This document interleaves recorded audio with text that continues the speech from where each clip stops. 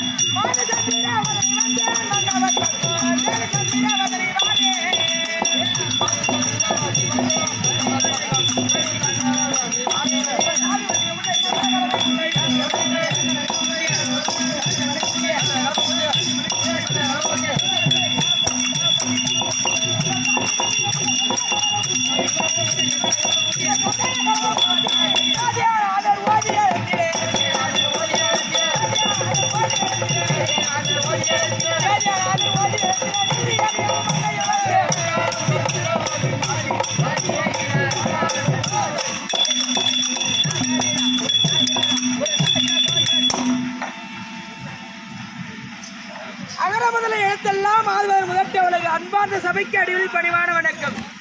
யாரங்க தாதி அம்மா வாடி அம்மா வாடி வணக்கம் வணக்கம் வணக்கம் வணக்கம். என்னடியே வணக்கத்தை ஒரு மாதிரி வைக்கிற தூக்கி கிடைக்கும் ஒருவரை எதற்காக வணங்குறோம் ஏன் வணங்குற தெரிஞ்சுக்கிட்டு வணங்கு.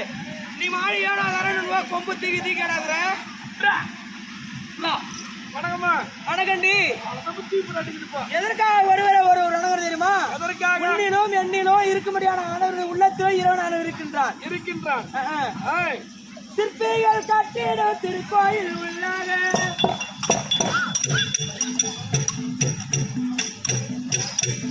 இந்த சிற்பிகள் கட்டிடம் திருக்கோயில் உள்ளாக ஒரு தட்பரன் வாழ்வதுண்டோ புதம்பாய் தட்பரன் வாழ்வதுண்டோ.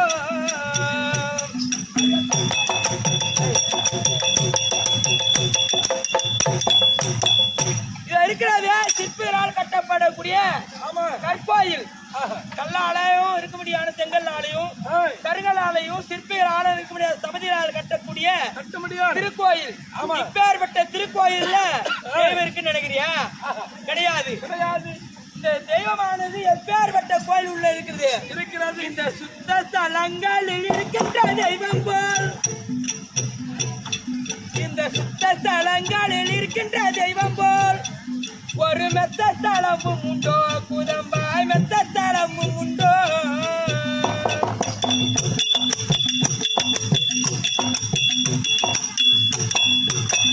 அப்பேற்பட்ட ஆலயங்கள் எல்லாம் தெய்வம் கிடையாது.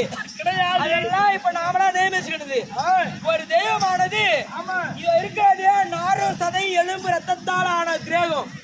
இப்பேற்பட்ட கிரேகத்துலதான் தெய்வம் குடி இருக்குது. இப்பேற்பட்ட தேவத்துல இருக்கக்கூடிய தெய்வத்தோட உண்மையான உலகத்துல கிடையாது. அதான் சொல்லுவாங்க, இந்து மத பைபிள் எடுத்தாலும் சரி, இப்படியான இந்து மத பகவத்கீதை எடுத்தாலும் சரி, கிறிஸ்துவ மத பைபிள் எடுத்தாலும் சரி, முஸ்லிம் மத குர்ஆன் எடுத்தாலும் சரி, எந்த மதத்துடைய நூல்களை எடுத்து படித்தாலும் அதுல ஒரே ஒரு கொள்கை நிலையா சொல்லப்படும். அனைத்து மதத்திலையும் அன்பே கடவுள், காட் இஸ் லவ்னு, அன்பு ஒன்றுதான் இருக்கும்படியான கடவுள் சொல்றாங்க. ஏன் ஒருவருக்கு ஒருவர் மீது ஒருவருக்கு உண்மையான அன்பு வைக்கிறாங்க பத்தியா?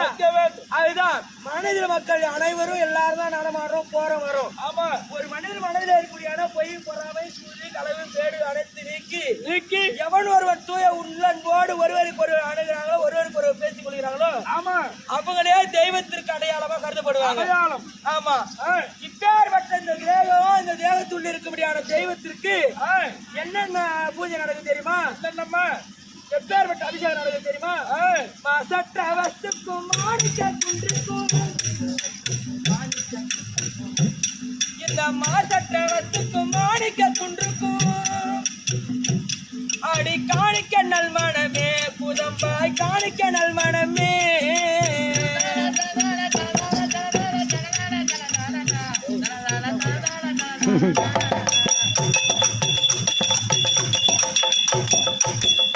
இப்பேற்பட்ட இந்த உடம்பு இருக்கிறது, இது மாசற்ற வஸ்து.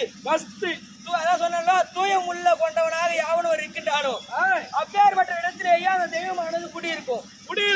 ஆமா, இது மாணிக்க குன்று, குன்றத்தால் ஆன திரேகம். மாணிக்க எந்த நேரத்துல இருக்குது?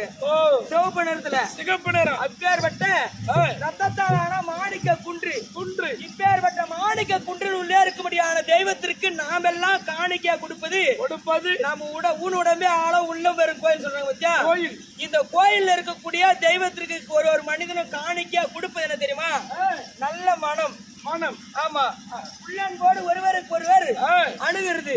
அப்பேற்பட்ட நல்ல மனம் தான் இந்த உள்ள இருக்கக்கூடிய தெய்வத்திற்கு காணிக்கை. ஆமா, அப்படி ஏன் ஒருவர் வணங்க வேண்டும்? இந்த உள்ளத்திலே இருக்கும்படியான நம் உடம்புல தெய்வம் இருக்குது, உன்னிலும் தெய்வம் இருக்கிறது.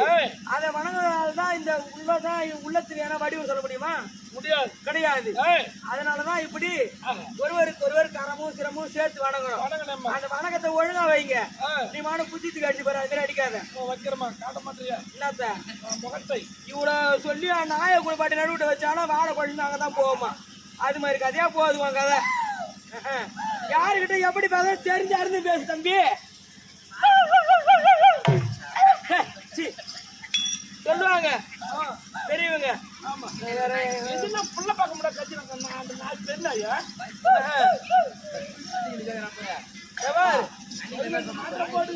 பெரியவங்க கிட்ட எப்படி பேசணும், சின்னவங்க கிட்ட எப்படி பேசணும், மரியாதை கொடுத்து பேசு. நீ மாட்ட மாணவரே பேச கிடக்காத. நாங்களாம் பெரிய இடம் தம்பி. அதான் தெரியும்மா, ஊர் மேல போற உள்ளேட்டு உள்ள மேலேம்மா. என்ன ஊர் மேல போற